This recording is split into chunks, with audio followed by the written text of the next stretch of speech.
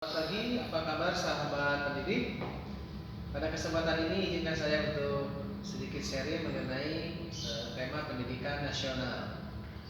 Sering kita dengar pendidikan nasional itu setiap saat, setiap waktu mengenai baik itu di media sosial, media cetak ataupun media elektronik dan media online. Sering sekali banyak ahli berpendapat mengenai pendidikan nasional ini. Tetapi saya lebih fokuskan pendidikan nasional kepada Undang-Undang Nomor 20 Tahun 2003 mengenai Sistem Pendidikan Nasional, Sisdiknas. Pendidikan nasional adalah suatu sistem pendidikan yang berdasarkan kepada Pancasila dan Undang-Undang Dasar 1945 yang berakar kepada nilai keagamaan, kebudayaan, dan peka terhadap perubahan zaman. Kalau kita berbicara mengenai pendidikan nasional, tentu kita akan berbicara mengenai pendidikan. Pendidikan adalah usaha sadar dan terencana dalam mewujudkan suasana pembelajaran dan proses pembelajaran agar peserta didik dapat meningkatkan potensi dirinya untuk memiliki kekuatan spiritual keagamaan, kemudian pengendalian diri, kepribadian, kecerdasan, akhlak mulia, dan keterampilan yang diperlukan dirinya, masyarakat, dan bangsa. Baik, kalau kita berbicara mengenai pendidikan, ada dua kata kunci di situ tersirat dan tersurat, yaitu belajar dan potensi diri. Apa itu belajar? Belajar adalah suatu proses daripada seseorang untuk membuat dirinya berubah, baik itu berubah dalam pengetahuannya, wawasannya, pengalaman, keterampilan.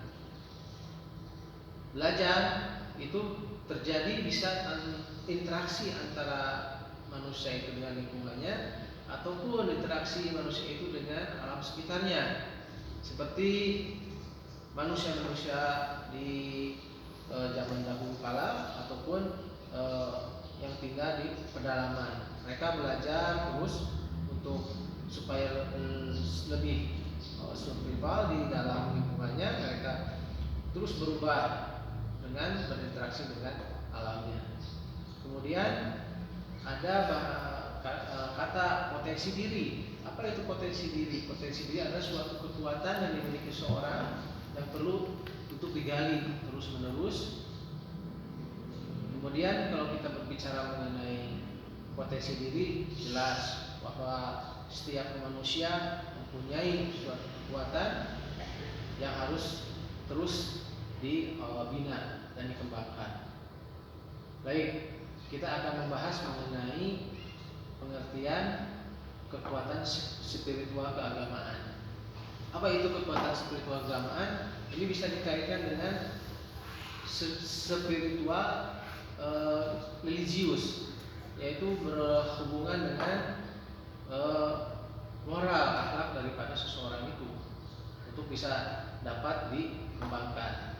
Kemudian pengendalian diri. Apa itu pengendalian diri? Pengendalian diri adalah self control, yaitu kemampuan daripada seseorang untuk bisa dapat mengendalikan diri dari perbuatan-perbuatan negatif.